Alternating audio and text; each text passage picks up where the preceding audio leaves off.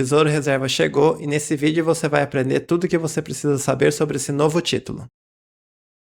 Tesouro Reserva, que é o novo título do Tesouro Direto, já está disponível para alguns clientes do Banco do Brasil. Eu testei o aplicativo hoje e ele já está disponível na plataforma de investimentos do Banco do Brasil. E hoje a gente vai falar um pouquinho mais sobre esse novo título. A proposta desse título, como o próprio nome diz, é para ser utilizado para reserva de emergência. A reserva de emergência é uma reserva para você utilizar em ocasiões em que você precisa de um dinheiro rápido, tendo que ser mantido em um local com alta liquidez. Como o próprio nome diz, ele é para ser utilizado em um caso de uma emergência. Então não é aquele dinheiro que você vai ficar mexendo todo mês, que todo mês você vai tirar um pouquinho e vai rodar dentro da sua carteira. É para ser mantido lá e somente em caso de emergência você acessa ele. Então eu vou falar um pouquinho das características desse título, comparando com o Tesouro Selic, que é outro título que tem muitas similaridades com esse título que foi criado recentemente e que também é muito usado para reserva de emergência. Nessa tabela que está aparecendo aqui na tela para vocês, eu vou mostrar a diferença entre o Tesouro Reserva e o Tesouro Selic. Então, começando pela rentabilidade, a rentabilidade do Tesouro Selic vai ser a taxa Selic mais o que a gente chama de ágio ou deságio, que seria um acréscimo ou um desconto, a depender da procura que esse título tem no momento em que você está comprando ele. Esse ágio ou deságio normalmente é um valor pequeno e é nesse valor que está baseado o que a gente chama de marcação a mercado. A marcação a mercado é a variação do preço no momento da negociação daquele título. Essa marcação a mercado tem uma importância muito grande para títulos pré-fixados e também para os títulos IPCA+. Mas no Tesouro Selic, ela costuma ser muito pequena. Para se ter uma ideia, a variação no valor do título é o que a gente chama de volatilidade. Um ativo, quando ele varia muito o preço, ele é considerado um ativo muito volátil. Quando ele varia pouco, ele é pouco volátil. A volatilidade média histórica do Tesouro Selic gira em torno de 0,15 a 0,20% ao ano. Ele não representa uma grande diferença. Mas ainda assim, quando comparado com o Tesouro Reserva, a gente tem que destacar que o Tesouro Reserva ele não vai ter essa marcação a mercado. Ou seja, o rendimento dele vai ser, de fato, a taxa Selic. A segunda diferença entre os dois títulos aqui é o valor mínimo de aplicação. No Tesouro Selic, a gente vai ter um valor muito mais elevado de aplicação mínima, sendo que na data que eu estou gravando esse vídeo, o valor mínimo é de R$ 188,11. Já para o Tesouro Reserva, o valor mínimo de aplicação é de apenas R$1. Mas esse é um fator que os investidores não precisam se preocupar muito, porque o grande intuito da reserva de emergência não é que aquele dinheiro fique rentabilizando de forma imediata. Então, se você tiver que aguardar um pouquinho para você juntar ali os R$ 188 para colocar no Tesouro Selic, não teria um grande problema. Mas ainda assim, vale a pena destacar essa diferença entre esses dois títulos. A próxima característica, que talvez seja a grande característica que realmente faz diferença para o investidor, é a liquidez. No Tesouro Selic, a liquidez é de D+0, ou seja, o mesmo dia em que você solicita o resgate, se você solicitar até 1h da tarde, ou D+1, que é o próximo dia útil depois que você fez a solicitação de resgate.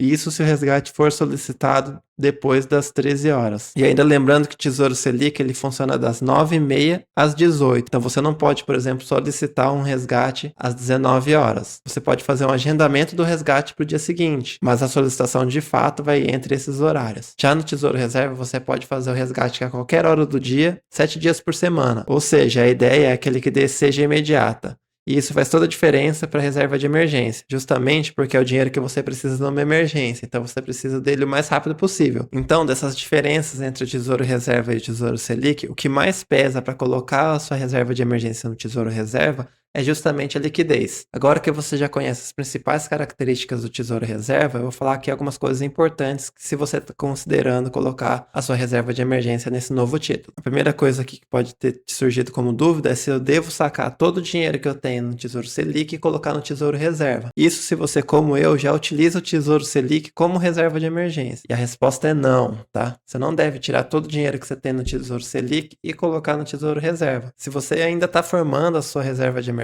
os novos aportes você pode fazer no Tesouro Reserva e mantenha o que você já tem no Tesouro Selic no Tesouro Selic mesmo. Por que não é interessante você fazer todo esse resgate e colocar no Tesouro Reserva? E quando você for sacar esse dinheiro, você vai pagar o imposto de renda. E ainda que você não tenha feito nenhum aporte recente no Tesouro Selic, ou seja, nos últimos 2 anos, então você vai pagar em todo ele a alíquota mínima de imposto de renda, não compensa você sacar para colocar no Tesouro Reserva, porque ao sacar esse dinheiro, o dinheiro que você vai pagar como imposto de renda vai deixar de render na sua conta para ir para o bolso do governo. Então, se você já tem toda a reserva no Tesouro Selic, mantenha até o vencimento e aí lá na frente você pode aplicar no Tesouro Reserva. Outro ponto que é importante é que o Tesouro Reserva, mesmo tendo liquidez imediata, ou seja, você pode colocar num dia e retirar no outro já, ele tem o IOF, Imposto sobre Operações Financeiras, regressivo durante os primeiros 30 dias, assim como ocorre com a Selic, tá? Eu vou colocar aqui na tela, só para fins de curiosidade, quanto que é a alíquota nos primeiros 30 dias do IOF. E esse percentual incide sobre o rendimento. Então, se você tirar nos primeiros dias, boa parte do seu rendimento você vai deixar lá como IOF. E depois dos 30 dias, esse valor do IOF ele zera. Então, ele deixa de existir. Mas o valor regressivo, que vai de 22,5% a 15% do imposto de renda, continua incidindo normalmente. E por último, para quem tem curiosidade, eu vou dizer como é que eu administro a minha reserva de emergência. Eu já tinha toda a minha reserva de emergência formada antes do lançamento do Tesouro Reserva. E ela tá boa parte dela no Tesouro Selic. Só que eu deixo uma parte, cerca de 1 a 2 meses do meu custo mensal, eu deixo na minha conta corrente de um banco que eu não utilizo com frequência. Porque a conta corrente ela tem liquidez imediata, então eu posso mandar para o banco que eu faço os meus pagamentos e utilizar esse dinheiro normalmente. Uma pequena fração, e aí não é uma fração fixa, de vez em quando eu vou lá e saco um pouco de dinheiro e mantenho dinheiro em espécie também. Mas esse é um valor muito pequeno, bem menos do que o meu custo mensal. Então vocês podem observar que na reserva de emergência não tem uma preocupação com a rentabilidade do investimento, tá? Apesar de o Tesouro Selic estar rendendo bem agora,